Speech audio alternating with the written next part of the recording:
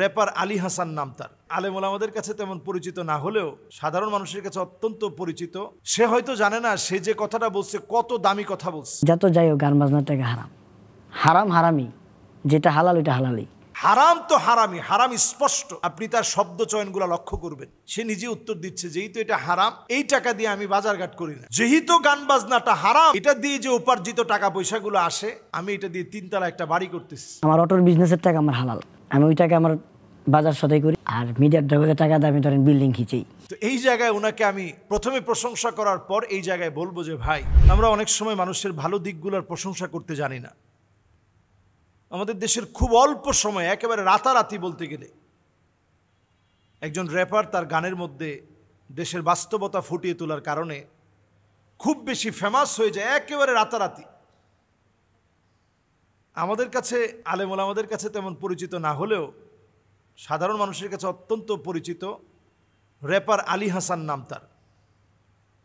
তো সে র্যাপার আলী হাসান হিসেবে, র্যাপার আলী হাসান অত্যন্ত সুপ্রসিদ্ধ একজন র্যাপার, এবং সে খুব বেশি গুছানো কথা না হলেও এই কথায় বাস্তবতা কিন্তু চমৎকারভাবে ফুটিয়ে তোলে। যদিও অনেক জায়গায় অনেক অসঙ্গতি আছে, অথবা একেবারে বাচ্চা কাচ্চা একসাথে বসে শোনার মতো হয় না, তারপরেও তার যে সমাজের বাস্তবতার চিত্রগুলো যেভাবে তুলে ধরেছে, বাস্তব চিত্রগুলো ফুটিয়ে তুলেছে, এই বিষয়টা প্রথমেই অনেকে তার প্রশংসা করেছে। আমি তার যেই জায়গাটা বলতে চাই সেই জায়গাটা হচ্ছে এই, সে নেক্সাস টেলিভিশনের একটা ইন্টারভিউতে এসে, সেই ইন্টারভিউতে সে পরিষ্কারভাবে বলেছে যে গান বাজনা এটা হারাম, এটা আমি জানি। তো যিনি আরজে কিবরিয়া, আমার অত্যন্ত মহব্বতের মানুষ, তিনিও আমাকে খুব ভালোবাসেন। তো আরজে কিবরিয়া ভাই তিনি প্রশ্ন করলেন যে গান বাজনা হারাম, এবং সে একেবারে স্বতঃস্ফূর্ত বলছে যে হ্যাঁ এটা হারাম, এটা আমি অন্যান্য কোনো গায়কের মতো বলবো না যে গান বাজনা হালাল। এটা হারাম, হারাম তো হারামি, এটা স্পষ্ট, হারাম তো হারামি। সে হয়তো জানে না সে যে কথাটা বলছে কত দামি কথা বলছে। হারাম তো হারামি, হারাম স্পষ্ট। আপনি তার শব্দ চয়নগুলো লক্ষ্য করবেন। এটা হাদিসের শব্দ চয়ন। রাসূলুল্লাহ সাল্লাল্লাহু আলাইহি সাল্লাম হাদিসের মধ্যে বলেছেন, সহিহ বুখারীতে হাদিস আসছে, সহিহ মুসলিমে হাদিস আসছে, আল লুলুল মারজান ফি মাত্তাফাকা আলাইহি শাইখানের মধ্যে একই হাদিস আসছে, আল হালালু বাইয়িন ওয়াল হারামু বাইয়িন ওয়া উমুরুহা মুশতাবিহাত আও মুতাশাবিহাত। আল হালালু বাইয়িন ওয়াল হারামু বাইয়িন। হালাল সুস্পষ্ট, আবার হারামটাও সুস্পষ্ট। তো সে সেই কথাই বলছে যে হারামটা একেবারে স্পষ্ট, গান বাজনা হারাম, এটা কোনোভাবে আমি এটাকে হালাল মনে করি না।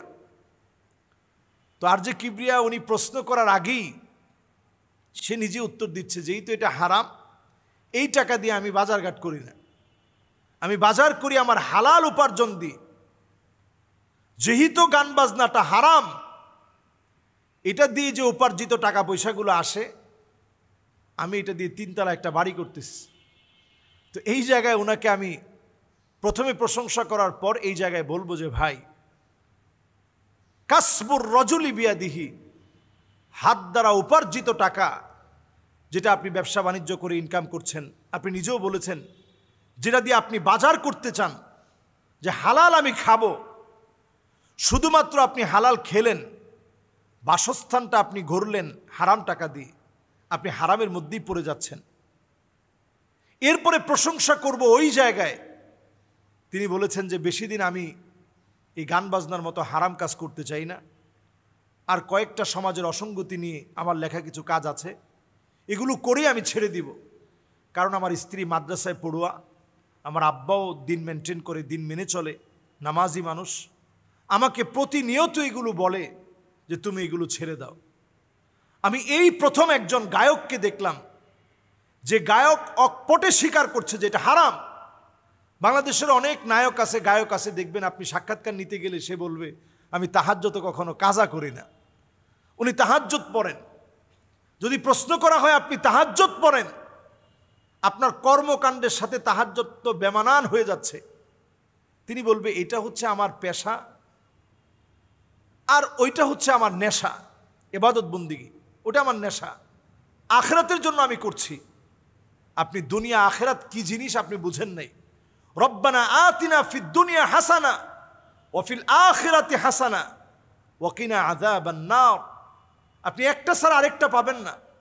দুনিয়ার কল্যাণের পরে আখিরাতের কল্যাণ আসবে। আপনি দুনিয়ার কল্যাণ যদি না পান, আখিরাতের কল্যাণ কেমন করে আশা করবেন? দুনিয়ার জীবনে আপনি সাফল্য অর্জন করলেন, আখিরাতের জীবনে আপনি সফলতা অর্জন করলেন, আপনি সফল। জাহান্নামের আযাব থেকে আপনি মুক্তি পেলেন, আপনি সফল। সবচেয়ে বুদ্ধিমানদের দোয়া হচ্ছে রব্বানা আতিনা ফিদ দুনিয়া হাসানা ওয়া ফিল আখিরাতি হাসানা ওয়া কিনা আযাবান নার। আল্লাহ, আপনি আমাকে দুনিয়ার কল্যাণ দান করেন, আখিরাতের কল্যাণ দান করেন, জাহান্নামের আগুন থেকে আল্লাহ আপনি আমাকে মুক্তি দান করেন। এটা সবচেয়ে বুদ্ধিমানদের দোয়া। সম্মানিত ভাইরা, এই জন্য আমরা যারা যেই কর্মে আছি, প্রত্যেকটা কর্ম, আপনি একজন ডাক্তার, আপনি একজন ইঞ্জিনিয়ার, আপনি একজন আলেম, আপনি একজন ব্যারিস্টার, আপনি যেই পদে আছেন, আপনি একজন টিচার, আপনি আপনার কাজটা মনোযোগের সঙ্গে করেন, নীতি নৈতিকতার সঙ্গে করেন, আপনি সওয়াবের অন্তর্ভুক্ত হবেন। আর যেই কাজ শুরু থেকে হারাম, মুকদ্দমাতুল হারামে হারামুন, সূচনা লগ্ন থেকে যেই কাজ হারাম, যেই কাজ মানুষকে ফাহেসার দিকে আহ্বান করে, অন্যায়ের দিকে মানুষকে ডাকে, এই কাজ আপনি নিজে যেমন ছেড়ে দিতে হবে, মানুষকেও সেই কাজ থেকে বিরত রাখতে হবে। এটা ইমানদার প্রত্যেকের দায়িত্ব। র্যাপার আলী হাসান ভাইকে আমি একথা পরিষ্কার বলতে চাই, আপনার গানের ভিতরে, আপনার গানগুলোর ভিতরে যেভাবে সমাজের অসঙ্গতি তুলে ধরা হয়েছে, সাথে যে মিউজিকগুলো রয়েছে, এই মিউজিকগুলোই আপনার এই সুন্দর কর্মকাণ্ড ধ্বংস করে দেওয়ার জন্য যথেষ্ট, আখিরাতের জীবন নষ্ট করে দেওয়ার জন্য যথেষ্ট। এজন্য আপনি যে সঠিক সিদ্ধান্ত নিয়েছেন, আপনাকে বলবো আপনি এগুলো বাদ দেওয়া দরকার নেই। মিউজিক বাদ দিয়ে বরং আপনি সমাজের অসঙ্গতিগুলো মিউজিক ছাড়া আপনি সুন্দর ভাষায় কয়েকজন মিলে, যেটা অনেকটা একটা রিদম তৈরি করবে, কয়েকজন মিলে যখন গাবে একটা রিদম তৈরি হবে, শুনতেও ভালো লাগবে। এই কর্মকাণ্ডগুলো আপনি চালিয়ে যান। আর পাশাপাশি ইসলামের জন্য আপনি কিছু কাজ করেন। আপনি একজন মুসলিম হিসেবে দায়িত্বশীল হয়ে যে কথা বলেছেন, তার দায়িত্বভার আপনি গ্রহণ করেন। আল্লাহ রাব্বুল আলামিনের কাছে আমার এই ভাইয়ের জন্য দোয়া করি, আল্লাহ রাব্বুল আলামিন উনার মধ্য দিয়ে আমাদের দেশের অনেক গায়ক আছে যারা ভালো ভালো কথা বলে, সুন্দর কথাগুলো বলে, তাদের ভিতরে আল্লাহ তাআলা এই চিন্তার উদ্রেক আল্লাহ রাব্বুল আলামিন তাদেরকেও দান করুক, তাদের চিন্তা চেতনার ভিতরে এই পরিবর্তন চলে আসুক, তারাও দিনের দিকে চলে আসুক। আল্লাহ তাআলা তৌফিক দান করুক। আসসালামু আলাইকুম ওয়া রাহমাতুল্লাহি ওয়া বারাকাতুহু।